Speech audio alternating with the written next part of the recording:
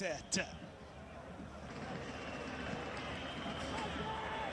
كرة كم كانت صعبة على دفاع الترجي من هجوم المستقبل. هنا الانطلاقة عن طريق علي هارون، هنا الانطلاقة، ركلة جزاء يقول حكم المباراة، ركلة جزاء يقول حكم المباراة. علي هارون بعد دخول مباشرة يأتي بركلة جزاء، يتحصل على ركلة جزاء يعلنها الحكم صحراوي في الدقيقة 47.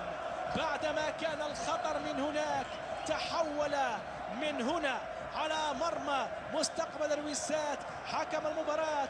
هنا الصراع الثنائي بين زغاد وعلي هارون ينتهي بركلة جزاء للترجي. تدخل بقوة في المرحلة الثانية، كانت له فرصة تسجيل الهدف الثاني، ولكن كما قلت الخطر في ثواني قليلة تحول إلى الجهة الأخرى من جانب الترجي.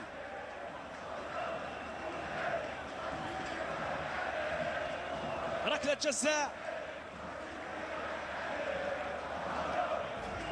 عسكر أو في تقنية الفار، في تقنية الفار قرار سيكون تحت المراجعة، قرار قيد التدقيق والمراجعة من الحكم صحراوي.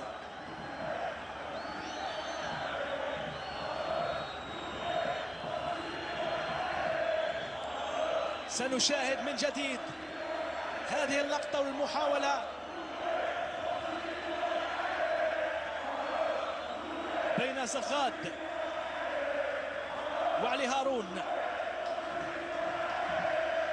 قرار تحت المراجعة، قرار عالق بلاحظ مجددا وعدة مرات، فكيف سيكون القرار من الحكم صحراوي؟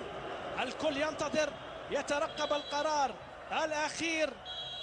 ما فيش ركلة جزاء، ما فيش ركلة جزاء، هذا هو القرار الأخير، والبطاقة الصفراء تلغى أيضا مع قرار إلغاء ركلة الجزاء. يتواصل هذا الحوار الكروي على وقع التعادل الإيجابي، هدف في كل شبكة.